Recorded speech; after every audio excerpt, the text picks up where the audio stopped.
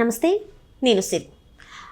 కొంతమంది సినిమా ఇండస్ట్రీలో వాళ్ళకి ఎలాంటి అంటే ఎదుగుదల లేకపోయినప్పుడు పక్కన వాళ్ళ మీద పడి వాళ్ళ గురించి చెప్పుకుంటూ వాళ్ళ లైఫ్లో ఇట్లా జరిగింది అట్లా జరిగిందని చెప్పుకుంటూ కొంతమంది బతుకుతూ ఉంటారు. అందులో ముఖ్యంగా చెప్పాలి అంటే ఉమేర్ సంధు. ఈయన పేరు చెప్తే మనకు గుర్తొచ్చేది ఏంటంటే Gulf countries censor board member అని అయితే ఈయన చెప్పుకుంటూ ఉంటాడు. కానీ ఈయన చెప్పే కొన్ని విషయాలు అయితే చాలా జుగుప్సాకరంగా అనిపిస్తూ ఉంటుంది. చాలా వరకు నెగిటివ్గా మాట్లాడుతూ ఉంటారు.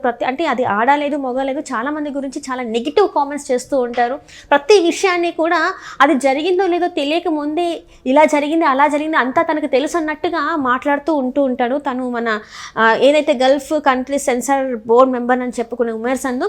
సో ఇప్పుడు కూడా ఏంటంటే తమన్నా గారి గురించి ఇంకా ఉర్వశి రటుల్లా గారి గురించి వాళ్ళిద్దరు కూడా కొంతమందితో పడక షేర్ చేసుకున్నట్టుగా తను కొన్ని ట్వీట్లు కూడా చేయడం జరిగింది.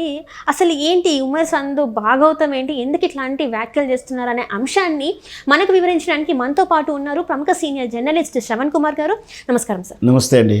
సార్, ఇప్పుడు చూస్తుంటే అసలు ఇలాంటి వాళ్ళ గురించి నాకు అప్పుడప్పుడు మాట్లాడాలంటే ఎట్లనో అనిపిస్తుంది. నిజం చెప్తున్నా, అసలు ఆడవాళ్ళు ఎక్కడైనా ఉన్నారు ఏదైనా పని చేస్తున్నారంటే ఫస్ట్ వాళ్ళ గురించి అందరు నెగిటివే మాట్లాడతారు.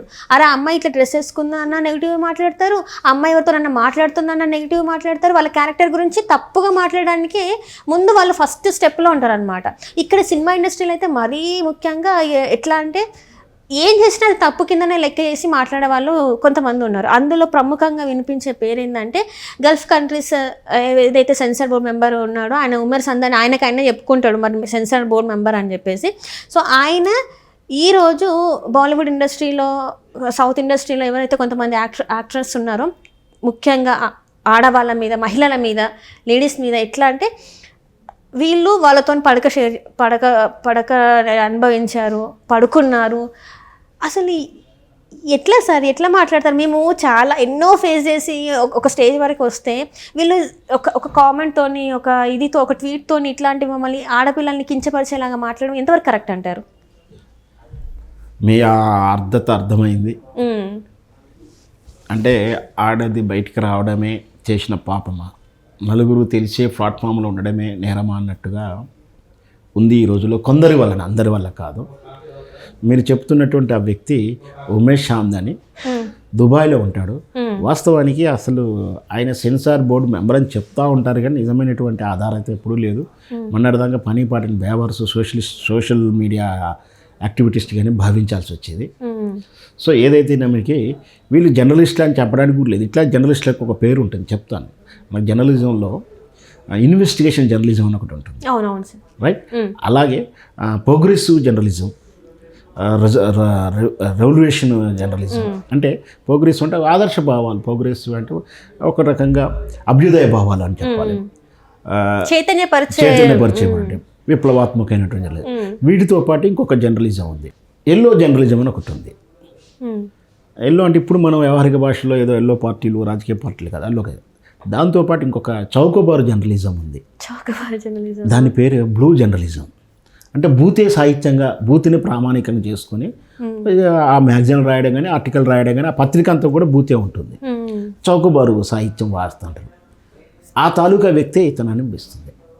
అంటే అన్ప్రొఫెషనలిజం, బూతుని పరమావధిగా పెట్టుకొని, నెగటివిటీస్ని పరమావధిగా పెట్టుకొని, గ్యాసిప్స్నే పరమావధిగా పెట్టుకొని ఎక్కడో ఉండి నేను ఆ పక్కనే అంటే ఇప్పుడు మనకు తమన్నా మీద రాశాడు, గతంలో సమంత మీద రాశాడు, ఎవరి మీద ఆయన ట్వీట్ చేయింది లేదు. అసలు ఒక సినిమా హీరోయిన్ ఒక పేరు ప్రఖ్యాతులు ఒక కాస్త వచ్చిందంటే చాలు ఆమె మీద ఏదో ఒక కూత కూస్తూనే ఉంటాడు. ఆయన పక్కనే ఆ పక్క రూమ్లో ఉండేను, ఆయన సోఫాల కింద పండుకొని చూసినట్టు, కిటికీలకి వెళ్ళి చూసినట్టు, ఆయనే డోర్ తీసి లోపల పంపించినట్టుగా రాస్తూ ఉంటాడు. వానంత మూర్ఖుడు, వానంత చెత్త, అనంత అజ్ఞానులు ఇంకోటి ఉంటాడు ప్రపంచం. ఇదంతా నాకు ఎట్లా అనిపిస్తుంది అంటే శవాల మీద పిల్లలు ఏరుకొని తినే వాళ్ళ లెక్కన వాళ్ళే నయం ఇంకా శవాల మీద. ఎందుకంటే ఆడవాళ్ళ బతుకుల మీద ఈయన రాసి అది చూసింది లేదు, చేసింది లేదు, ఎక్కడ బయటపడ్డది లేదు. శవాలను పీక్క తినే గద్దల నయం ఆహారం కోసం, దాని జీవనం కోసం చేస్తాయి. వాళ్ళకు నైతికం ఉంటుంది, కడుపు నిండి తిను, లేకపోతే తను తిన్న తర్వాత ఇంకో పక్కకి ఇంకొని తినిపిస్తూ ఒక మొరాలిటీ, అది జీవంలో ఉన్నటువంటి సహజ లక్షణం. మీరు అది కూడా కాదుగా, వీళ్ళు బతుకు తినడానికి కష్టపడటానికి మానవ జన్మ ఎత్తినప్పుడు వాటి తగ్గటువంటి ప్రొఫెషనలిజం చేయాల్సింది పోయి ఏది నోటికొచ్చితే చేతిలో పెన్ను ఉంది కానీ చేతిలో టైప్ ఉంది కదా అని చెప్పి చేతిలో ట్విట్టర్ ఉంది కానీ చెప్పి చేతిలో సెల్ ఫోన్ ఉంది కానీ చెప్పి తనకి ఇష్టం వచ్చిన రాయడం, దాన్ని చెలువలో పొలగా చేసి చర్చ చేసుకోవాల్సిన గత్యంతరం లేని పరిస్థితి మనకు కూడా రావడం. ఎందుకంటే దాన్ని అపోజ్ చేయకుంటాను, దాన్ని ఖండించకుంటే కొంతమంది ఇదే నిజం అనుకునే దరిద్రులు ఉంటారు. సో వాటిని మనం ఖండించాల్సిందే. ఖండించకుండా ఇంకో కొంతమంది ఏం చేస్తారు, దాన్నే నిజంగా జరిగిందట అని చెప్పి చేసేటువంటి చౌకబారు మన డిజిటల్ ఛానల్స్ కూడా కొన్ని ఉంటాయి. కాబట్టి వాళ్ళకు జనానికి నిజాలు తెలిసినప్పుడు ఇట్లాంటి ఖండించాల్సిందే. ఈయన చేసిన వ్యాఖ్యల విషయంలో తమన్నా కానీ ఊర్వశి గారి విషయంలో కానీ ఏది చూసుకున్నా అవి ఏవి కూడా ఉండవు. ఆయన కనీసం ఆయనకు 4 ఫోటోలు ఇచ్చి దీంట్లో తమన్నా ఫోటో ఐడెంటిఫై చేయంటే కూడా తెలియదు ఆయనకు. అంటే ఇక్కడ అంత అజ్ఞానుడు, అంత కమ్యూనికేషన్ లేదు, అంత పిఆర్ లేదు, అంత నాలెడ్జ్ కూడా లేదు ఆయన. ఇక్కడ ఊర్వశి గారి గురించి ఎట్లా మాట్లాడారంటే, ఒక పాకిస్తానీ క్రికెటర్ని ఈమెనే డబ్బులు ఇచ్చి పడుకోవడానికి అసలు ఎట్లా వస్తే అది అంతే. ఆయన యొక్క షార్టిజం, దాన్ని ఏమంటారంటే ఇలిస్ట్రేషన్లో వాళ్ళకు ఊహలో బతికేస్తుంటారు. వాళ్ళంతా కూడా ఒక రకమైన సైకాలజీ, వాళ్ళకి సైకో లక్షణాలు ఉంటాయి, ఇష్టం వచ్చిన రాసేస్తారు వాళ్ళు చూసినట్టే. వీళ్ళ మీద ఎట్లాంటి యాక్షన్స్ తీసుకోవడానికి కుదరదా? వాస్తవానికి ఇక్కడ క్రైమ్ను బట్టి ప్లేస్ ఆఫ్ క్రైమ్ ఉంటుంది, రాసింది ఇక్కడ వాళ్ళ గురించి, క్రైమ్ జరిగింది అక్కడ, మన చట్టాలు వేరు వాళ్ళ చట్టాలు వేరు. అదే అక్కడ దుబాయ్లో ఎక్కడైతే ఉన్నాడో ఆ దుబాయ్ నటీనటుల గురించి రాసినప్పుడు తెలుస్తుంది ఆయనకు ఆయన చేసిన వాక్యాలు అట్టిట్ల యొక్క వాల్యూ ఏంటో. ఎప్పుడప్పుడు పాపం అయితే పండుతుంది, పాపం పండినప్పుడు అట్లాంటి వాళ్ళకి తగిన శాస్త్రం జరుగుతుంది.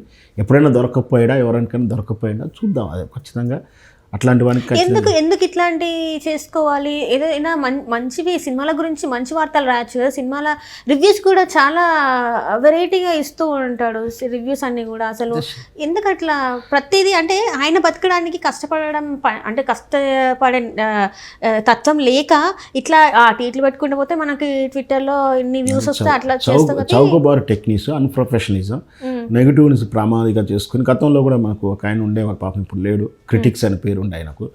ఆయన అంత చౌకబారు ఎత్తుగడలు, ఆయన ఫేమస్ అవ్వడానికి, ఆయన సర్వే అవ్వడానికి పిచ్చి పిచ్చి కూతలు, పిచ్చి పిచ్చి రాతలు, పిచ్చి పిచ్చి వాక్యలు, ఒర్లుడు ఇట్లాంటివి చేస్తూ వాళ్ళ జీవనం గడుపుకుంటారు. పాపం వాళ్ళ సినిమా అలా పేర్లు చెప్పుకొని వాళ్ళు బతికేస్తూ ఉంటారు. అట్లా నడుస్తుంది. కానీ ఏదో ఒక రోజు మాత్రం వాళ్ళకు తగిన శాస్త్రం అవుతుంది. భగవంతుడు చేస్తాడా, మరి చట్టాలు చేస్తామో మనం వేచి చూడాలి. అంటే ఇట్లాంటి విషయాలన్నీ వాళ్ళకి ఎట్లా తెలుసు? అంటే కావాలని వాళ్ళు తెలియకుండా రాస్తారా, లేకపోతే ఇక్కడ నుంచి ఏమైనా సమాచారం అక్కడికి వెళ్తుందా ఏంటి? సమాచారంలో తొక్కు లేదు, తోలు లేదు. వాడు నోట్లో కూర్చొని ఇంట్లో కూర్చొని ఇవాళ ఈవెన్ రాయాలి, రేపు ఆయన రాయాలి. కొంచెం ఏదైనా సమాచారం ఉన్నదనుకో, ఉదాహరణకు ఇప్పుడు మీరని చెప్తున్నట్టు ఊరస్ గారు ఆ పాకిస్తాన్ క్రికెట్ని కలవడము, గేమ్స్ దగ్గర చూడడము, స్పోర్ట్స్లో కలిసిందని ఒక సమాచారం ఉంటే చాలు. మిగతాది ఒక నెలకో 2 నెలలకో దాన్ని చుట్టాలు వేసి, లేదా ఆ రోజే ఆ స్టేడియం వెనక ఏదో జరిగినట్టు రాస్తూ ఉంటారు వీళ్ళు. అంతే, కలిశారు అని ఒక క్లిప్ దొరికినా చాలు, వాళ్ళు కలుసుకున్నారంటే చెప్పు. రేపు పొద్దున ఇంకో రాజకీయ నాయకుతో అనుకోకుండా కలిసింది అనుకో, ఏదో వివాహ వేడుకల్లో కథ వాళ్ళతో కూడా అంటగట్టేసి రాస్తూ ఉంటారు. చాలాసార్లు అట్లా రాసేస్తాడు. ఆయనకు ఒక పేరు కావాలి, ఒక అకేషన్ కావాలి. మ్యాక్సిమం వీలైతే ఎవరెవరు కలిశారో, ఎవరెవరితో సంబంధం ఉందో వాళ్ళతో, లేకపోతే ఆ సినిమా హీరోలతోటో, ఆ సినిమా ప్రొడ్యూసర్తోటో, ఆ సినిమా డైరెక్టర్తోటో, అట్లా కూడా చాలా సందర్భంలో చెప్పినటువంటి సందర్భాలు చూసాం. వాటి గురించి చర్చించడం కూడా waste. Right. Thank you so much. Thank you.